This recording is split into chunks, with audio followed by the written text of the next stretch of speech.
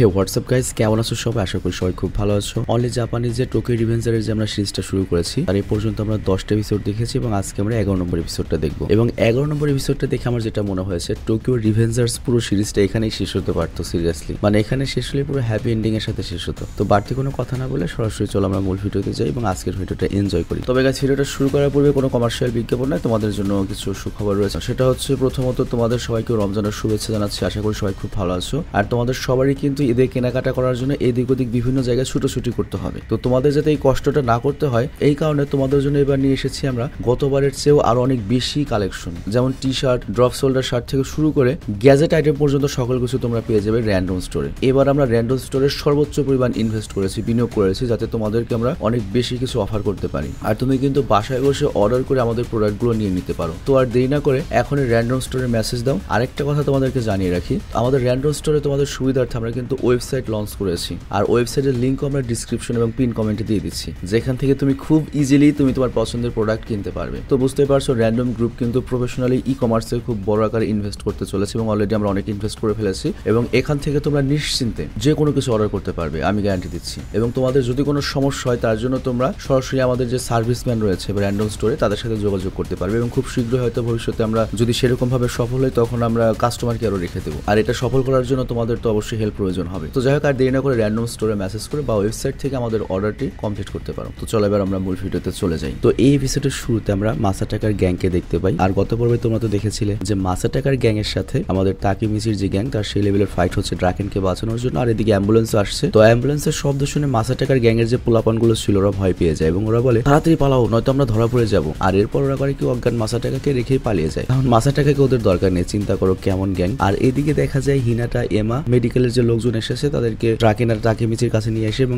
তোমরা তো জানোই যে ওরা দুজন খুবই মার খেয়েছে, খুবই আহত। আর এরপর আমাদের এই দিকের ফাইটের সিন দেখানো হয়, যেখানে আমরা দেখতে পাই টোকিও মানজি গ্যাং খুব সহজেই মোবিসের গ্যাংকে হারিয়ে দিয়েছে। বাট তখনও মাইকি আর হানামাকের লড়াই চলছিল। তো হানামাক তখন বলে, আমি আসলেই মেনে নিলাম মাইকি, তোমার অনেক স্টামিনা, তুমি কি ক্লান্ত হও না নাকি? তুমি কি বিলাইয়ের গোস্ত খাইছো নাকি? আমি ক্লান্ত হয়ে গিয়েছি, তোমার এখনো কিছুই হয়নি। আর তখনই সেখানে একটা লোক আসে হানামাককে পিক করার জন্য, কারণ এখানে পুলিশ আসছিল। তো এই কারণে ওরা এখান থেকে পালাতে শুরু করে। বাট পালানোর সময় হানামাক বলে, দেখো মাইকি, তুমি প্রস্তুত থেকো, কারণ এই এলাকার সবচেয়ে ভয়ঙ্কর যে বাইকার টিম রয়েছে তার সূচনা হতে চলেছে, যার নাম হবে ভালহালা। আর আমি তোমাকে বলে রাখি, সেই ভালহালার প্রথম ভাইস কমান্ডার আমি নিজেই হব। এর মানে হচ্ছে নতুন একটা ডেঞ্জারাস গ্যাং এর তৈরি করতে চলেছে আর কি, বাইকার গ্যাং। আর এদিকে আমরা দেখি অ্যাম্বুলেন্সের ভেতরে তাকিমিচি ড্রাকেনের সাথেই ছিল, তারা হসপিটালে যাচ্ছিল। তো এখানে ড্রাকেন তাকিমিচিকে থ্যাংক ইউ বলে তার জীবন বাঁচানোর জন্য এবং বলে, আমি আরেকটু কিছু বলতে চাই, আমার যদি কিছু হয়ে যায় তুমি কিন্তু মাইকির প্লিজ খেয়াল রেখো। আর তখনই ড্রাকেনের হার্ট অ্যাটাক হয়ে যায় এবং হার্টবিট বন্ধ হয়ে যায়। তো চিন্তা করো, এখানে তাকিমিচি তো পুরো ভয় পেয়ে যায় যে আমি কি করলাম, কি হলো। আর ডাক্তার ওকে সিপিআর দেওয়া শুরু করে। সিপিআর মানে হচ্ছে যে বুকে যে শক দেয় আর কি, জ্ঞান আনার জন্য। তো এরপর ওরা হসপিটালে পৌঁছালে ড্রাকেনকে সোজা দ্রুত অপারেশন থিয়েটারে নিয়ে যাওয়া হয়। আর তাকিমিচি বাইরে দাঁড়িয়ে তো টেনশন অপেক্ষা করছিল। আর আস্তে আস্তে ওদের সকল বন্ধুরা এবং টোকিও মানজির সকল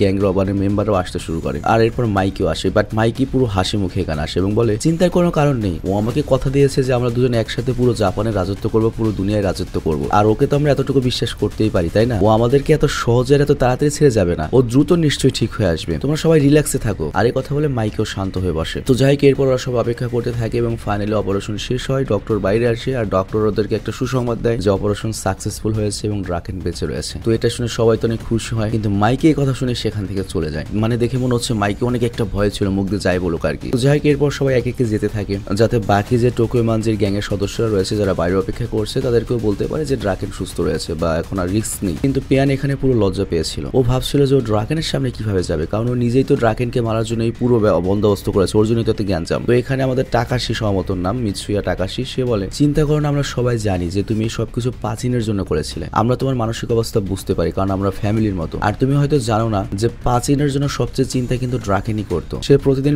পাচিনের সাথে, পাচিনের বাবা মায়ের সাথে দেখা করতে যেত। বাট পাচিনদের ফ্যাসিলিটির যে গার্ড ছিল সে ওদেরকে ভেতরে যেতে দিত না, কারণ ড্রাকেনের কোনো আত্মীয় নয় সে, এই জন্য। বাট তবুও ড্রাকেন রোজ যেত এবং বাইরে অপেক্ষা করতো। তো যাই হোক, পেয়ান এই কথা শুনে খুবই লজ্জা পায় আর বুঝতে পারে ও কত বড় একটা ভুল করে ফেলেছে। কিন্তু তখন তাকাশি ওকে বলে, দেখো আমি জানি তোমারও হয়তো এখন অনেক লজ্জা লাগছে, অনুশোচনায় ভুগছো, খারাপ লাগছে, বাট এত কিছু না ভেবে তুমি প্রথমে যেটা করতে পারো সেটা হচ্ছে বাকি সবার কাছে ক্ষমা চাও, তারপর ড্রাকেন সুস্থ হলে ড্রাকেনের কাছে ক্ষমা চাইবে। তো যাই হোক, এরপর হসপিটাল থেকে যখন তাকিমিচিরা বের হয় ওরা বুঝতে পারে রাত 3টা বেজে গিয়েছে প্রায়, 4 আগস্ট শুরু হয়ে গিয়েছে। তার মানে ড্রাকেন 3 আগস্টে মারা যায়নি। তো এখানে তাকিমিচির মিশন সাকসেসফুল। আর এদিকে আমরা দেখি টোকিও মানজির মেম্বাররা সেলিব্রেট করছিল যে ড্রাকেনের জীবন বেঁচে গিয়েছে। আর কিন্তু তাকিমিচি কোথাও কোথাও মাইকিকে দেখতে পায় না। আর এরপরও মাইকিকে খুঁজতে আশেপাশে যায়, সে দেখে মাইকি বিল্ডিং এর কোনায় দাঁড়িয়ে রয়েছে। আর ও কাঁদতে কাঁদতে পুরো বসে যায়। আর ও ড্রাকেনের উদ্দেশ্যে বলতে থাকে, বোকা কোথাকার, তুই আমাকে এইভাবে ভয় দেখিয়ে দিয়েছিস, আমি তো পুরো ভয় পেয়ে গিয়েছিলাম। তো অনেক ইমোশনাল হয়ে যায়। মানে বুঝতেই পারছো ড্রাকেন তো ওর অনেক ঘনিষ্ঠ বন্ধু, এবং এমন ঘনিষ্ঠ বন্ধু আজ থেকে 10-20 বছর পরে যখন তোমরা দেখবে তখন মনে হবে গিয়েছিল নাকি। মানে সিরিয়াস বলছি আমি, একসময় আমরা বন্ধু বান্ধবরা যেভাবে মিশতাম, আগামী 10-20 বছর পরে এমন অবস্থা হবে, দুইটা ছেলে বেশি ঘনিষ্ঠ থাকলে সন্দেহ করা শুরু করবে মানুষ।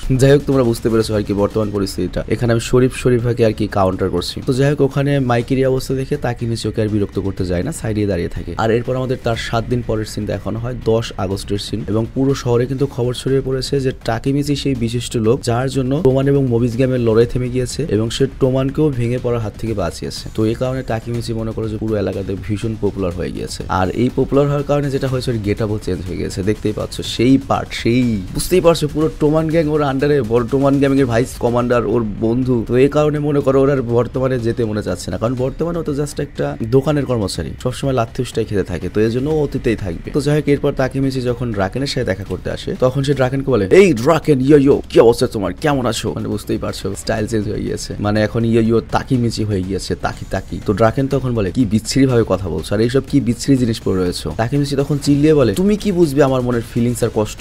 মাসা টাকার জন্য আমার জীবনটা নরক হয়ে গিয়েছিল, কিন্তু আমি ফাইনালি নিজের মতো করে জীবন কাটানোর সুযোগ পেয়েছি। সবাই আমাকে এখন দাম দিচ্ছে, আমাকে এই সময়টা এনজয় করতে দাও। তো ড্রাকেন তখন বলে, আচ্ছা ঠিক আছে, আর এই ব্যাগটা চেক করো, এখানে তোমার ইউনিফর্ম রয়েছে। তো তাকিমিচি যখন ব্যাগ খুলে, তখন সে এখানে টোকিও মানজি গ্যাং এর ইউনিফর্ম দেখতে পায়। ড্রাকেন তখন বলে, এটা খুবই স্পেশাল একটা ইউনিফর্ম, কারণ এটা মাইকির, আর মাইকির সর্বপ্রথম এই ইউনিফর্মটাই পরেছিল যখন টোমান গ্যাং এর সূচনা হয়েছিল। তো তাকিমিচি তখন বলে, মানে কি, মাইকি কি চাই আমি এটা রাখি? ড্রাকেন বলে, দেখো এটা তোমার ইচ্ছে, তুমি চাইলে রাখতে পারো, তবে মাইকি চাই তুমি এটা পরবো না পরো তোমার কাছে থাকুক, কারণ তুমি এই টোমান বা টোকিও মানজি গ্যাংকে বাঁচিয়েছো। তো এরপর ড্রাকেন উঠে দাঁড়ায় এবং মাথা নিচু করে দাঁড়িয়ে বলে, আমি তোমার কাছে আবারও শুকরিয়া আদায় করতে চাই তাকিমিচি, তুমি আমার প্রাণ বাঁচিয়েছো তার জন্য। আর এরপর তাকিমিচি মাইকির ব্যাপারে জিজ্ঞেস করলে যে মাইকি কোথায় রয়েছে, কারণ জানো তো মাইকি তো আর ড্রাকেনকে ছেড়ে দূরে কোথাও যাবে না, ড্রাকেন যেহেতু হসপিটালে রয়েছে, মাইকিও এখানেই থাকবে। তো ড্রাকেন বলে, এই সময়টা তো ছাদে থাকে, ও কিছুক্ষণ ঘুমায় সেখানে, তুমি হয়তো ওকে সেখানেই পাবে। তো এরপর তাকিমিচি যখন ছাদে যায়, তখনও দেখতে পায় মাইকি শুয়ে রয়েছে, কিন্তু তখন মাইকি একটা কিছু ভাবছিল যে এই হানামাক আমাদের মধ্যে কেন ঝামেলা করতে যাচ্ছে, আর মাসা টাকাকেও কেন ব্যবহার করলো ড্রাকেনকে মারার জন্য। কিন্তু ওর সবচেয়ে তখন খটকা লাগে এটা ভেবে যে তাকিমিচি কিভাবে আগে থেকে সবকিছু জানে যে এগুলো হবে, আর ও কেন থামানোর চেষ্টা করছে। আর তখনই সেখানে তাকিমিচি যায়, আর মাইকির কাছে যেতেই মাইকি ওকে প্রশ্ন করে, তুমি আমাকে বলো তো তাকিমিচি, তুমি কে, তুমি সবকিছু কিভাবে আগে থেকে জানো? কিন্তু তাকিমিচি তখন ভয় পেয়ে বলে যে আমি এখন সত্যি কথা বলে দেবো। কিন্তু তখনই মাইকি বলে, আচ্ছা থাক, বাদ দাও,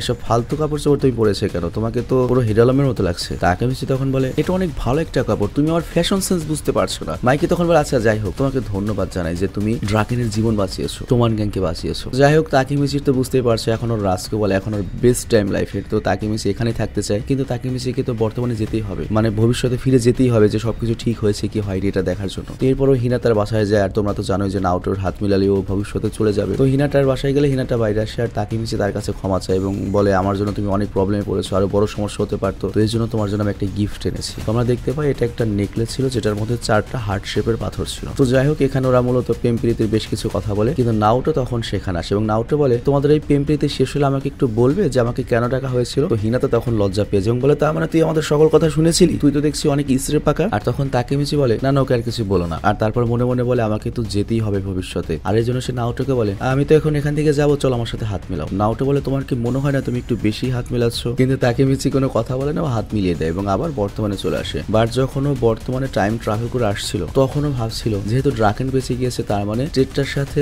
মাইকির নতুন গ্যাংটা তৈরি হবে না, এবং মাইকিও ড্রাকেনের মৃত্যুর জন্য কখনো খেপাটে হয়ে যাবে না, কোনো আত্মহত্যা করবে না, হিনাতাও বেঁচে যাবে। আর এই সবকিছু এখন হওয়া উচিত ভবিষ্যতে। তো এরপর যখন তাকিমিচি প্রেজেন্টে আসে, সে দেখতে পায় একটা ভিডিও স্টোরের ভেতরে রয়েছে, আর তার যে ম্যানেজার তাকে বকছে যে ঠিক মতো কাজ করছো না কেন। তো তখন অবাক হয়ে যায় এবং ভাবে, আরে এখান থেকে না আমাকে বের করে দেওয়া হয়েছিল, তার মানে এই নতুন ফিউচারে আমার অবস্থা বদলে গিয়েছে। তো যাই হোক, এরপরও যখন ফোন চেক করে, ও নাওটোর কন্ট্যাক্ট বের করার চেষ্টা করে, বাট নাওটোর নাম্বারই পায় না। তার মানে এই ফিউচারে কি নাওটোর সাথে দেখাই হয়নি, কিন্তু সেখানে একটা রিমাইন্ডার ছিল, যেখানে আজকের তারিখ ছিল যে আজকে তার একটা সেলুনে যাওয়ার কথা, আর ওখানে তার কোন একটা বন্ধুর সাথে মিটিং রয়েছে, বাট ও মনে করতে পারে না কোন বন্ধু কোথায় যাবে। কিন্তু এরপরও যখন সেলুনে যায়, দেখতে পাই যে ওখানে আকন রয়েছে, এবং এখানে আমরা সেই সেম আকনকে দেখতে পাই, সেম হেয়ার স্টাইলের, এবং আমরা এখানে দেখতে পাই আকন কিন্তু ফাইনালি হেয়ার স্টাইলিশ হয়ে গিয়েছে, বারবার। তো এটাই তো আকনের ড্রিম ছিল, তাই না? কিন্তু আমাদের দেশের ড্রিম তো ডাক্তার, ইঞ্জিনিয়ার আর কিছু নেই, বাট অন্যান্য দেশে সব কাজেরই তো ভ্যালু অনেক, সব কাজে তো অনেক টাকা পাওয়া যায়, এবং সবাই সবাইকে সম্মান করে, যার জন্য হয় কি সবাই সব প্রফেশনে যেতে পারে আর কি। যেমন আমাদের এখানে যারা পায়খানা পরিষ্কার করে, তাদের তো আমরা মানুষই মনে করি না, বাট ইউএসএ তে একটা যে পায়খানা পরিষ্কার করে বা যারা ক্লিনার, তারা বছরে 5 কোটি টাকা পর্যন্ত বেতন পায়। তো যাই হোক, এখন তখন বলে না আমি এখনো হেয়ার স্টাইলিশ হইনি, আমি এখনো অ্যাসিস্ট্যান্ট, আমার সময় লাগবে মেন স্টাইলিশ হতে,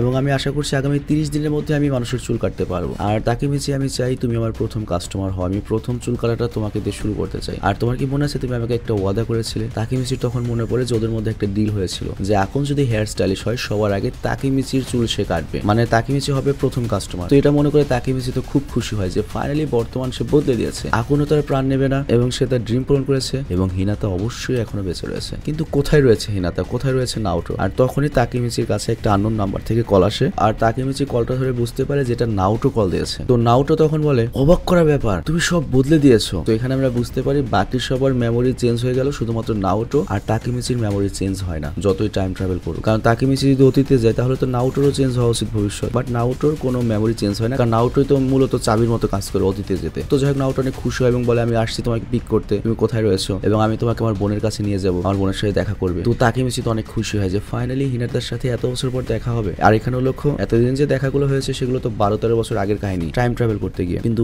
বর্তমানে হিনাতা কেমন রয়েছে এটাই তো আসল সম্পর্ক। তো বর্তমানে হিনাতা বেঁচে রয়েছে এটা ভেবে তো আমাদের তাকেমিচি খুশি হয়, কিন্তু টেনশনে পড়ে যে এটা ভেবে বর্তমানে হিনাতা বেঁচে তো রয়েছে কিন্তু ওর কি কোনো পরিবর্তন এসেছে? ওকে আমাকে ভুলে গিয়েছে, নাকি অনেক হাইফাই ছেলের সাথে প্রেম করছে, নাকি বিয়ে হয়ে গেছে, বাচ্চা কাচ্চা কয়টা? তো তাকেমিচি এরকম টেনশন দিয়ে এপিসোডটা শেষ হয়ে যায়। আর আজকে আমরা ডাবল এপিসোড দিতে পারছি না, এর কারণটা বুঝতেই পারছো, আমাদের এই রমজান মাসটা এভাবেই চালাতে হবে। আর তাছাড়া আরেকটা ব্যাপার হচ্ছে আমরা এই চ্যানেলটা অ্যাজ এ বোনাস হিসেবে চালাচ্ছি। আমাদের বাকি 3টা যে মেন চ্যানেল রয়েছে, র্যান্ডম ভিডিও চ্যানেল, সাবস্পোর্ট 20 এবং র্যান্ডম অ্যানিমেশন, সেটার মতো গুরুত্ব দিয়ে এটা আমরা রাখতে পারছি না, কারণ আমাদের ওই মেন 3টা চ্যানেল ঠিক রেখে তারপর আমরা এখানে কাজ করবো, যদি সময় পাই করবো, না পারলে করবো না আর কি, বা অন্য কেউ কন্টিনিউ করবে। আর আমি গত এপিসোডে তোমাদের বিস্তারিত বলেছি যে এখানে ভিডিও বানাতে যে খরচ হয় আমার যতখানি কষ্ট হয়, স্ক্রিপ্টে যতখানি টাকা দিতে হয়, এডিটরের যতখানি কষ্ট হয়, সেম কষ্ট কিন্তু আমাদের র্যান্ডমও হয়। তো এখানে কাজ না করে আমরা যদি র্যান্ডমে 30টা ভিডিও দিতে পারি মাসে, সেটা আমাদের জন্য বেশি বেনিফিট হয়। তো আমি তো তোমাদের বিনোদন দেবো ঠিক আছে, বাট এখন আমি যে পর্যায়ে এসেছি এটা তো এখন মনে করো খালি প্যাশনের উপর হিসাব করলে হবে না। আমার সাথে 8-10টা পোলাপান কাজ করে, ওদের ভবিষ্যৎ রয়েছে। মনে করো এই র্যান্ডম গ্রুপের সাথে মিনিমাম 10টা থেকে 12টা ফ্যামিলির ভবিষ্যৎ জড়িত। তো এই জন্য আমাদের মনে করো খালি আবেগ নিয়ে বসে থাকলে হয় না, আমাদের বিবেক দিয়েও কাজ করতে হয় আর কি। অনেক সময় দেখা যায় ইমোশন সাইডে রেখে আমাদের ব্যবসায়িক চিন্তা ভাবনা করতে হয়। আশা করি তোমরা ব্যাপারটা বুঝতে পারবে আর কি। যাই হোক, আমি বিদায় নিচ্ছি, ভালো থেকো, সুস্থ থেকো, টেক কেয়ার, আল্লাহ হাফেজ, দেখা হবে আগামী পর্বে।